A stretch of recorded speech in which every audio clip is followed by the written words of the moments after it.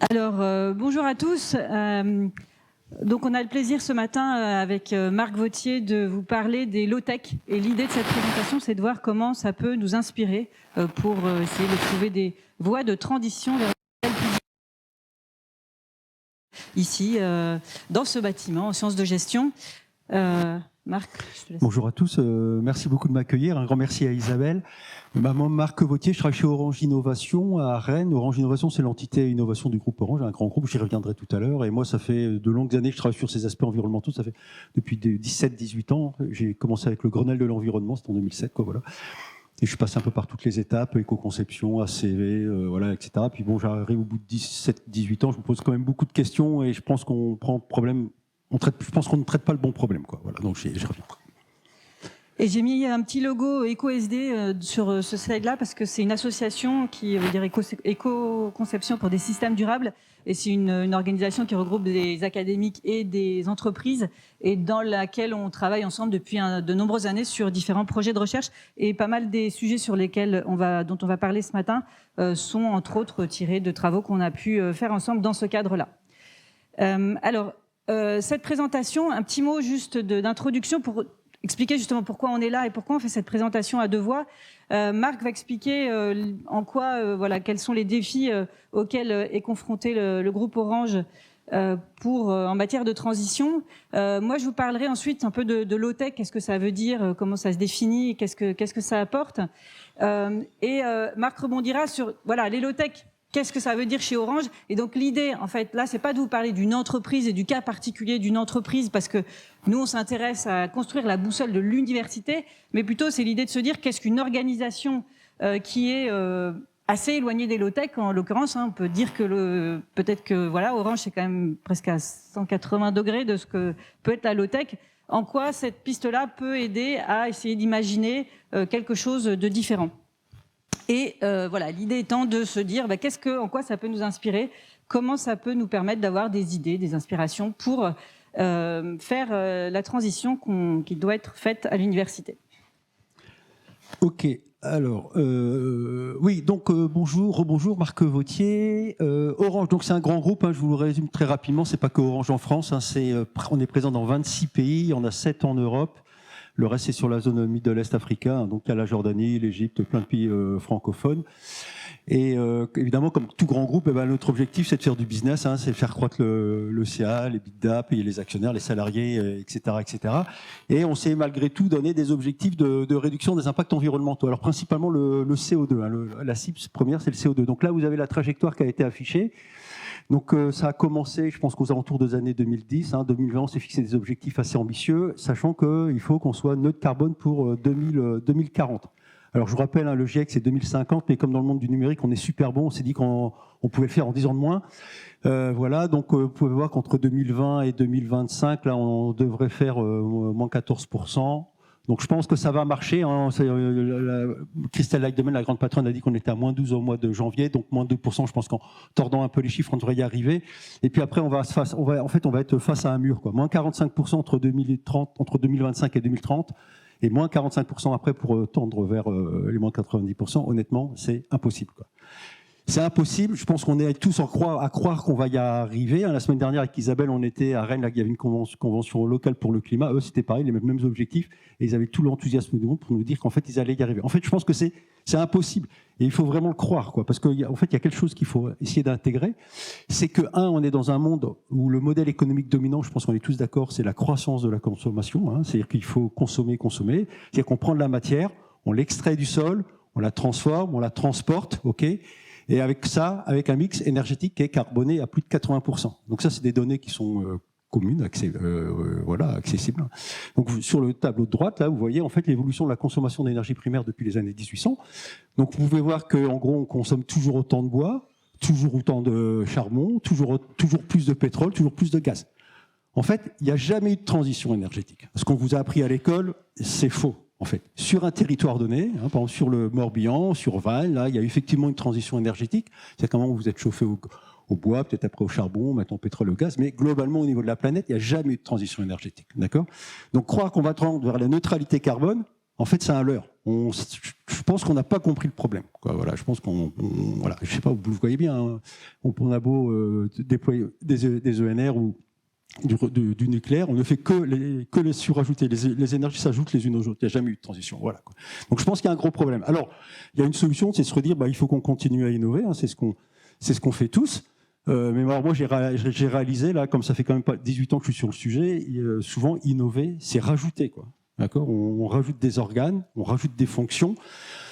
Et tout ça, c'est quoi ? C'est de la matière qu'on extrait du sol, qu'on transporte, qu'on transforme avec un mix énergétique carboné à peu de 80%. Alors, je vous ai juste donné un exemple, là, c'est la 2 chevaux. Alors, pourquoi la 2 chevaux comme exemple ? Parce qu'en fait, moi, j'aime bien le bruit, j'aime bien ces voitures-là, je trouve qu'il y a un côté un peu féerique dedans. Et les 2 chevaux, je me suis renseigné rapidement, ça date des années 30-35, hein, et les premiers travaux. Et l'expression de besoin de la 2 chevaux, c'était d'être capable de transporter, en gros, d'une ferme jusqu'à la place du village, des œufs qui étaient installés sur la banquette arrière dans un panier, quoi. Voilà, c'était un truc super simple.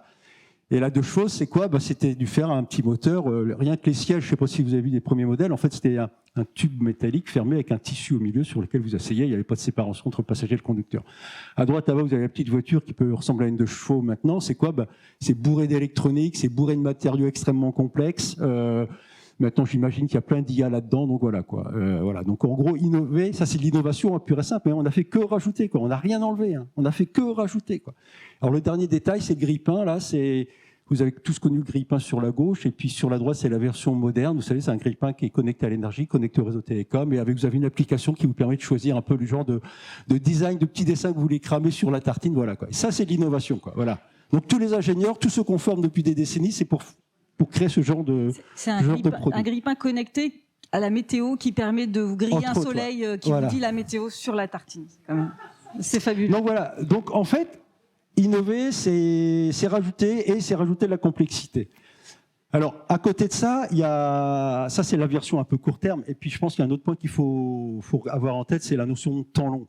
Moi, en fait, j'ai réalisé il n'y a pas longtemps que, en fait, tous les sujets sur lesquels on travaille d'une manière générale, toutes les innovations qui apparaissent, elles ont toujours un côté. C'est pas moi qui le dis, hein, c'est ce monsieur-là.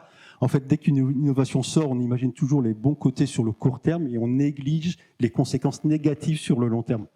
Donc, j'ai juste 2 exemples. C'est l'automobile. Je veux dire, les mecs qui ont inventé l'automobile à la fin du 19e siècle, ils étaient à des années-lumière de s'imaginer l'impact que ça allait avoir sur notre organisation sociétale, quoi. Je veux dire, tout est structuré autour de l'automobile, quoi. Tout le monde a une voiture. De toute façon, je pense que vous êtes tous venus en voiture aujourd'hui. Et non. Bon, alors si c'est pas vous, je veux dire, vos magasins, vos boutiques, tout ça, c'est alimenté par des camions, par des automobiles. Et donc, en gros, tout est structuré autour de l'automobile. Il y a la ville de Vannes, la région, les métropoles, tout est organisé là-dessus, quoi. Voilà. Et le numérique, n'en parlons pas. Moi, je me souviens du numérique dans les années 90, quand c'est sorti. Pour moi, c'était la culture, l'information gratuite, accessible pour tout le monde, quoi, partout. Et en fait, maintenant, c'est quoi le numérique ? C'est l'addiction, c'est la surveillance des foules, c'est la manipulation, etc. Donc, et je le dis, je suis chez Orange, hein, j'en suis conscient, c'est pas que le côté bénéfique, quoi. Et je pense que le dernier, le délire sur lequel on rentre, c'est l'IA, quoi. Maintenant, on est tous attirés par l'IA en croyant que ça va tout résoudre. En fait, je pense que ça ne va strictement rien résoudre. Voilà. Donc ça, c'était pour la première chose. Le temps long, je pense que c'est important à regarder. Et puis après, il y a aussi toutes les discussions, tous les débats qu'on a sur l'efficacité. Je pense qu'Olivier Amand vous en a parlé, hein, infiniment mieux que moi. Et moi, la vision que j'ai, c'est que l'efficacité, effectivement, c'est un méga piège, quoi. Parce que quand on est dans un monde de croissance de ce style-là, l'activité doit croître, hein, parce qu'évidemment, il faut faire toujours plus. Ça génère des impacts environnementaux, et le fait de travailler sur l'efficacité dans un monde de croissance, c'est-à-dire qu'en fait, vous faites la même chose en générant un petit peu moins d'impact, mais donc dans un monde où on fait toujours plus, la seule chose que ça sert, l'efficacité, c'est que ça réduit les impacts. Voilà, on baisse la pente, quoi. Voilà, on baisse la pente. Alors, ce qu'il faudrait, c'est plutôt casser cette putain de courbe, quoi. Voilà, il faut vraiment décroître, quoi. Il faut casser, quoi. Et cette courbe, pour le casser, ça se fera pas. Je pense que ça se fera pas naturellement, quoi. Il faut vraiment se faire une vraie révolution, et je pense que c'est une révolution de type copernicienne, hein. C'est plus le soleil qui tourne autour de la Terre. Je pense que c'est carrément l'inverse, quoi. Alors ça, c'était la première partie. La deuxième chose, je pense qu'on va rentrer dans une période de plus en plus perturbée, hein. Là aussi, Olivier Amand vous en a parlé, hein. Les crises vont se succéder, et entre tout ce qui est économique, ce qui va probablement nous arriver sur la tête bientôt, la crise géopolitique, n'en parlons pas, la crise climatique, donc je pense qu'on est dedans, hein. Les successions d'accidents climatiques, on va tous amener à les gérer au mieux. Et je pense qu'on ne résoudra pas tous ces problèmes-là en continuant à faire ce qu'on fait depuis le début. Alors, Moi, il y a une personne que j'aime beaucoup, c'est ce monsieur-là. Je pense qu'il a beaucoup plus de poids quand il parle que moi. Et je pense que si on veut vraiment, tout moins, ce qu'il dit, c'est qu'on ne résout pas un problème avec les solutions qui sont à l'origine du problème, quoi. Et ce qu'on fait depuis des années quand on traite les aspects environnementaux, c'est qu'on continue à faire la même chose en pensant que ça va inverser. C'est pour ça que moi j'en suis arrivé à la conclusion, c'est que, un, on n'a pas compris le problème environnementaux, et deux, on traite le mauvais problème, quoi. Ou alors on apporte la bonne réponse à la mauvaise question, quoi. Okay, et ça, je pense que c'est important de comprendre que si on veut vraiment réduire ces impacts environnementaux, il faut inverser la tendance. Et pour revenir à ce que disait Bruno David tout à l'heure en disant qu'il faut communiquer avec les entreprises, je pense que les entreprises, elles sont dans un piège, quoi. Elles sont dans une dynamique où faire toujours plus.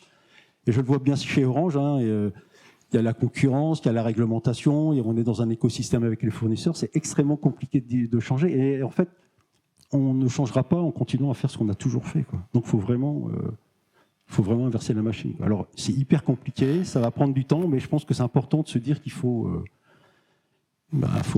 carrément vriller. Alors, c'est pour ça que moi, il y a une piste que j'aime beaucoup, pour différentes raisons. Je vais laisser la parole à Isabelle, mais ça, je pense que c'est une vraie opportunité pour le futur. Alors, cette piste d'Elotech, en fait, elle s'inscrit dans une prise de conscience du fait que, d'abord, la pensée technosolutionniste, aujourd'hui, elle reste dominante, et en même temps, elle est remise en question, parce qu'on voit tout un tas d'effets rebonds liées aux technologies vertes, différentes technologies. Donc il y a plein de travaux qui existent sur cette question d'effet rebond. On pense que la techno va nous permettre de décarboner, va permettre de solutionner, etc. Mais on s'aperçoit, comme Marc l'a dit, en disant l'innovation, elle vient rajouter des couches. Finalement, ça suffit pas.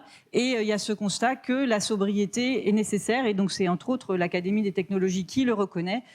On ne s'en sortira pas avec la seule technologie.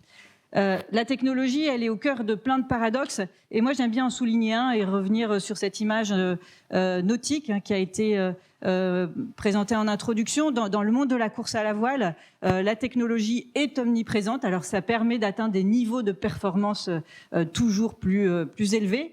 C'est fabuleux, mais aujourd'hui les marins, les pauvres, ils sont enfermés dans leur cockpit. Ils voient la mer pendant des semaines à travers leurs écrans sans pouvoir sortir. Et ils sont dans en termes de sécurité et de confort, ils le reconnaissent, ça devient très difficile pour eux.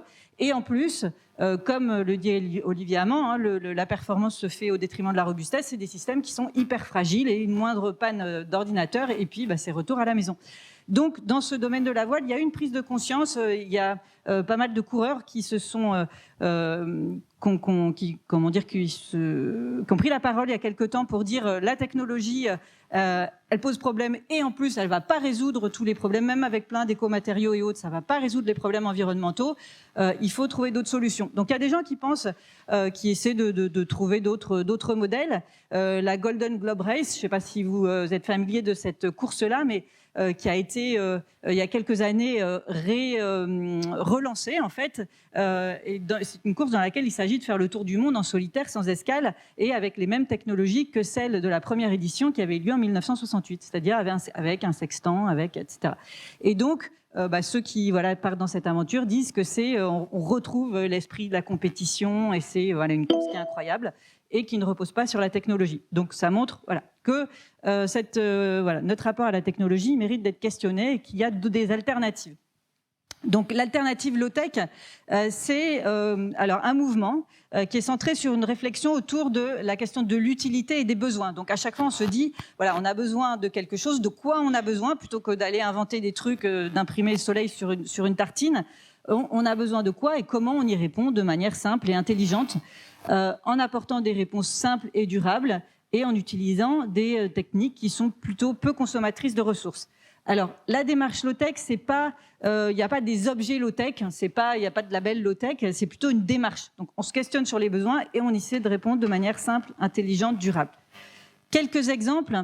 Dans l'habitat, il y a plein d'expérimentations qui sont faites pour essayer de répondre justement de manière simple et durable aux besoins de se loger, de se chauffer, de faire cuire ses aliments, de les maintenir au frais, etc. Donc avec des chauffe-eau solaires, des poêles de masse, des marmites norvégiennes, des toilettes sèches. Tout à l'heure, on a parlé de récupérer l'eau de pluie, mais on pourrait aussi mettre des toilettes sèches.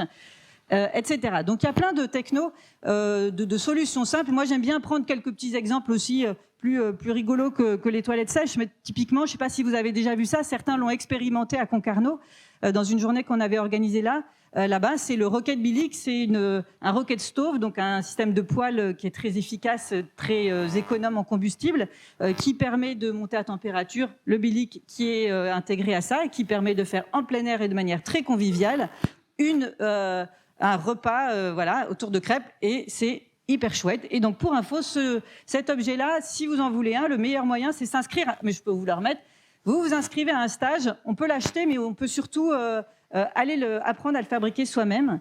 Et donc sur le site dans lequel il propose tout ça, il pose la question, est-ce qu'elle est low-tech? Bah oui, c'est fait avec des matériaux recyclés, ça revient, c'est assez économique, c'est accessible à tous, et donc on peut dire que c'est une galettière low-tech. Alors, les low-tech, ça a été défini par un certain nombre d'auteurs, notamment Philippe Biwix, mais il y a aussi eu, alors c'est promu par des acteurs comme le Low-Tech Lab, qui forment, qui expérimentent, etc., toutes ces démarches-là. Et puis l'ADEME aussi a mené récemment tout un projet autour des low-tech. Donc là, je passe assez rapidement, mais je voulais redonner quelques éléments pour bien préciser ce que c'est que les low-tech, parce que les low-tech ont comme un gros handicap, c'est leur nom, qui font toujours penser à l'opposition au high-tech, alors qu'en fait, c'est pas tellement l'idée, c'est juste questionner la place de la techno. Et comment dire, voilà, donc dans les low-tech, il y a une question d'appropriabilité, de sobriété, mais aussi beaucoup c'est une question de mode de vie. Et on va penser les choses dans un contexte par rapport à des usages. Et voilà, donc on résume souvent les low-tech avec trois, et on en ajoute aussi deux caractéristiques. Donc les low-tech, ça se veut utile, accessible et durable. Voilà, donc on va essayer de répondre à des besoins essentiels de manière accessible et durable. Mais c'est aussi très ancré territorialement. On va essayer de faire avec les ressources du territoire. Et c'est aussi et surtout des technologies, des techniques, une approche qui vise à redonner de l'autonomie, contrairement aux technos sur lesquels on perd la main parce qu'elles deviennent trop complexes. Et et c'est aussi les low-tech un mouvement de pensée. Il y a une philosophie derrière. C'est pas récent. Hein. Il y a des gens qui ont proposé ces idées-là, en parlant notamment de technologie appropriée ou de technologie conviviale pour Illich dans les années 70. Donc ce mouvement est inspiré prend racine dans ces écrits-là notamment. Et puis là, je passe rapidement aussi, mais il y a tout un tas d'autres dénominations, qu'on va parler de right tech, middle tech, slow tech, etc. Alors maintenant, qu'est-ce que c'est une organisation low-tech? Parce qu'on disait que Orange se dit pourquoi pas, qu'est-ce que les low-tech pourraient nous apporter? On a fait un projet de recherche dans lequel on est allé à la rencontre d'une vingtaine d'entreprises qui se revendiquent ou non des low-tech, mais qui en tout cas que nous on a identifié comme étant inscrites dans cette démarche-là. Et là, j'en ai regardé une seule en exemple, c'est une boulangerie solaire qui est en Normandie. En fait, ils ont un système de four solaire avec un système de miroirs qui viennent concentrer les rayons du soleil, qui permettent de monter très rapidement à des très hautes températures et de faire cuire du pain. Mais ce qui est intéressant là-dedans, c'est que c'est pas juste une substitution d'une source d'énergie par rapport à une autre. Je vais essayer d'accélérer un peu plus. Ouais. Donc voilà. Et en fait, ce qui est intéressant là-dedans, c'est qu'ils ont repensé toute leur organisation. C'est pas on change juste de source d'énergie, mais ils ont réfléchi aux produits qu'ils font, à leur circuit de distribution. Ils font cuire du pain quand il y a du soleil. Ils font autre chose quand il n'y a pas de soleil. Ils font de la torréfaction quand il y a trop de soleil. Tout est repensé autour de ça et ils ne se lèvent pas à 5 heures du matin pour faire des baguettes et donc en fait ils ont une vie plutôt plus agréable sans doute que beaucoup de boulangers et ils sont beaucoup plus résilients, beaucoup plus robustes parce qu'ils ne sont pas soumis aux crises, au coût de l'énergie qui augmente, etc. Et donc donc un modèle complètement repensé qui est robuste, qui fonctionne, qui est rentable, Et donc, finalement, une organisation low-tech, qu'est-ce que c'est? C'est une organisation qui est ancrée sur un territoire, qui est très proche de ses parties prenantes, de ses clients, de ses fournisseurs, qui est donc robuste, dont l'impact environnemental est relativement limité, qui offre une possibilité d'accomplissement personnel et qui donne beaucoup de bien-être à tous les gens. C'est un des grands voilà, résultat de notre travail, c'était de voir à quel point les gens qui sont ancrés dans ces démarches-là, finalement, ils sont souvent très heureux. C'est des organisations dans lesquelles la croissance n'est pas une finalité. On ne cherche pas à croître, on va plutôt chercher à aider les copains à s'installer à côté pour faire la même chose, parce que voilà, une fois qu'on a trouvé son équilibre, on est bien comme ça. Et on va avoir une activité qui va être une productivité qui va être plus faible qu'une grosse entreprise plus industrielle, mais qui va être contrebalancée par d'autres activités, notamment de la formation. Alors maintenant, comment on transpose ce modèle ? Ça a été dit ce matin, ça a été dit dans les précédentes. Le plus gros blocage, c'est culturel. Il faut arriver à se décabler, se dire mais il n'y a pas que la croissance. On peut survivre sans croissance. Une fois qu'on a trouvé un équilibre et que ça fonctionne. Et les low-tech, à mon sens, le plus gros levier, sans doute, c'est de penser en termes d'adaptation. Et là, on a eu, je ne sais pas si vous avez suivi les présentations de la semaine dernière sur la Bretagne à plus 4 degrés. On va devoir refroidir nos bâtiments, mais peut-être aussi à l'université changer nos rythmes de travail pour s'adapter à un autre environnement. Et donc c'est ça, c'est repenser les choses dans un environnement qui est un peu différent. Voilà, je pense que je vais te laisser la parole, Marc, pour terminer. Mais voilà, il y a une des questions quand même qui se posent, c'est comment on fait pour transposer, parce que la limite des low-tech, aujourd'hui, c'est très niche, c'est plein de petites organisations. Comment on fait pour transposer ça à des grandes entreprises ou pour faire qu'il y ait plein d'entreprises qui s'organisent en matière de low-tech? Et donc, il y a entre autres une approche qui est celle d'Alan Fustek, la stratégie du Y, c'est on fait pousser une petite branche qui va grossir et qui va remplacer l'ancienne et qui va permettre de bifurquer. Voilà, moi j'ai bien aimé, c'était un peu ma grosse bouffée d'espoir là, de la convention depuis le début, c'est quand Olivier Hamon nous a dit c'est pas grave si plein de choses auxquelles on pense c'est très marginal parce que le changement viendra des marges. Voilà, donc peut-être que le changement viendra des low-tech. Alors oui, donc effectivement, quand vous pensez Orange, qui est quand même une boîte qui est clairement dans le domaine de la high-tech, pourquoi regarder la low-tech? Alors moi, évidemment, c'est pas la techno. Je pense qu'on réinventera jamais la communication avec yaourt et pot yaourt et ficelle, comme vous avez peut-être connu. Ça, c'est hors de question. Mais l'idée, c'est plutôt de s'inspirer des valeurs, quoi. Parce que moi, ce qui me plaît beaucoup dans les petits acteurs de la low-tech, c'est ces valeurs qui font que, comme le disait Isabelle, on peut avoir un modèle alternatif qui permet de vivre. Et moi, les principales valeurs qui me plaisent, c'est cette notion d'ancrage territorial. C'est-à-dire qu'on voilà, on vit sur son territoire, on développe l'activité sur son territoire et avec les partenaires locaux. Moi, je verrais bien un opérateur, surtout dans le cadre de tout ce qui est adaptation au changement climatique, on va se prendre comme des grosses claques, que ce soit des vagues de chaleur, des tempêtes et autres qui font qu'on va probablement avoir des parties de réseau qui vont tomber. Et comme nous, on a une organisation qui est quand même très jacobine, où tout est centralisé sur Paris, si un jour il y a des grosses catastrophes sur Paris, les communications sont bloquées dans toute la France, quoi. Donc on pourrait imaginer à terme avoir des réseaux qui seraient carrément délocalisés, régionalisés, avec une certaine indépendance. C'est-à-dire qu'en gros, on peut continuer à téléphoner en Bretagne, on peut continuer à avoir accès un petit peu à Internet quand Paris n'est plus là, quoi. Voilà. Donc ça veut dire qu'il faut qu'on remaîtrise nos infrastructures, qu'on soit pas complètement à la main de nos fournisseurs. Et un point qui me paraît important, parce que comme ça fait quand même très longtemps que je travaille sur ces sujets-là, la seule manière de réduire les impacts environnementaux, je pense que c'est l'augmentation de la durée de vie des infrastructures, quoi. C'est-à-dire qu'on arrête de renouveler tous les 4, 5 ans ou 6 ans. Il faut garder le plus longtemps possible, quoi. Donc c'est-à-dire qu'il faut maîtriser les équipements, les garder plus longtemps dans le réseau. Ça oblige à changer de business model avec les entreprises. On n'est plus dans l'achat-vente, on est plutôt dans l'économie de la fonctionnalité. On n'achète plus le produit, on loue le service rendu par le produit, quoi. Voilà, quoi.